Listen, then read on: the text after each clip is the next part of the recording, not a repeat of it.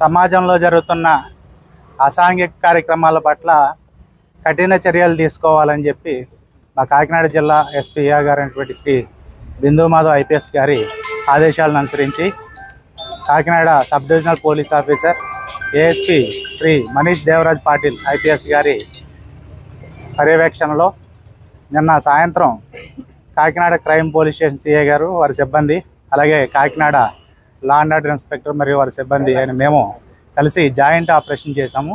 ఈ జాయింట్ ఆపరేషన్లో భాగంగా మాకు రాబడిన విశ్వసనీయ సమాచారం ప్రకారంగా ఇద్దరు వ్యక్తుల్ని అదుపులోకి తీసుకొని వారి వద్ద నుండి మొత్తం 46 బాటిళ్ళు 36 బాటిళ్ళు రాయల్ రైట్ గ్రెయిన్ విస్కీ అలాగే 10 బాటిళ్ళు ఆల్ సీజన్స్ విస్కీ బాటిల్స్ని సీజ్ చేయడం జరిగింది.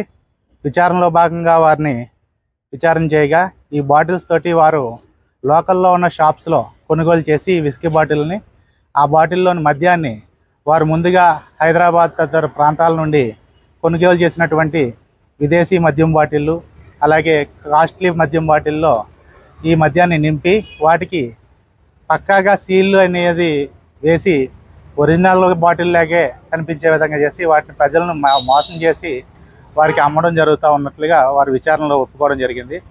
సదరు వాళ్ళ ఒప్పుకోలను బట్టి వారి దగ్గర నుంచి కొన్ని ఫారిన్ బాటిల్స్ అలాగే కొన్ని కాస్ట్లీ మద్యం బాటిల్ ఖాళీ బాటిల్స్ కూడా మేము సీజ్ చేయడం జరిగింది.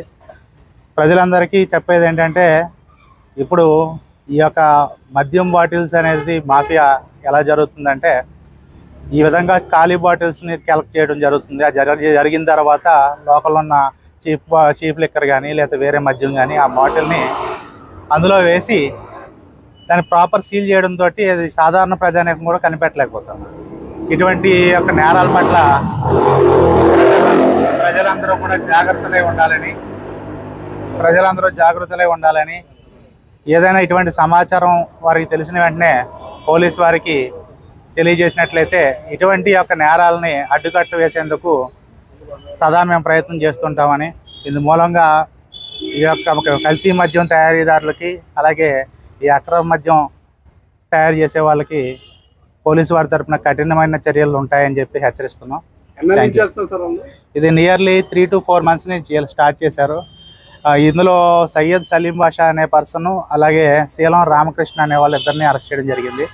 ఈ సయ్యద్ సలీం బాషా అనే అతను మన మార్కెట్లో ఒక గిఫ్ట్ షాప్ రన్ చేస్తూ ఉంటాడు. అతను ప్రీవియస్గా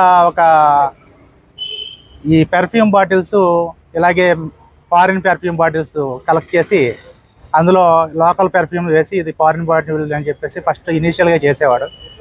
తర్వాత ఈ మధ్యకాలంలో దాని నుంచి ప్రేరేపణ పొంది ఈ యొక్క బాటిల్స్లోకి సీల్ అనేది ప్రాపర్గా వేస్తూ వాళ్ళు ఈ మద్యం వ్యాపారం అనేది చేయడం స్టార్ట్ చేశారు.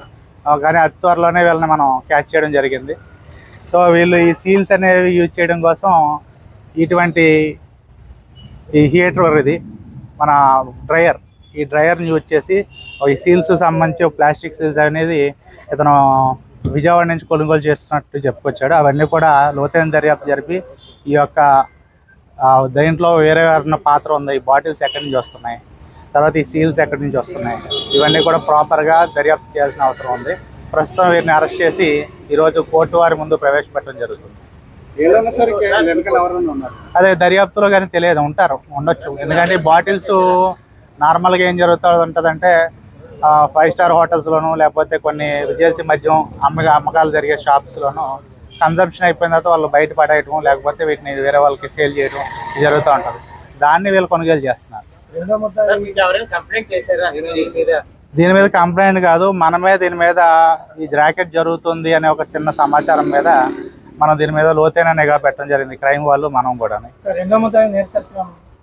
రెండో ముద్దాయికి నేర చరిత్ర ఏం లేదు, ఇతనికి సహాయపడతా ఉంటాడు. అతను మెయిన్ ముద్దాయి సయ్యద్ సలీం బాషా, రెండో ముద్దాయి ఇతను ఏదో కమిషన్ ఇస్తుందో అతనికి హెల్ప్ చేస్తూ అతని యొక్క హౌస్ని ఏదైతే ఉందో ఆ హౌస్ని దీని నిమిత్తం ఫిల్అప్ చేయడానికి అట్లకి వాడుకోవడానికి అద్దె ఇవ్వడం జరిగింది. ఇద్దరు కూడా కాకినాడే, ఒకరు సామమూర్తి నగరు, ఇంకొకరు బ్యాంకుపేట.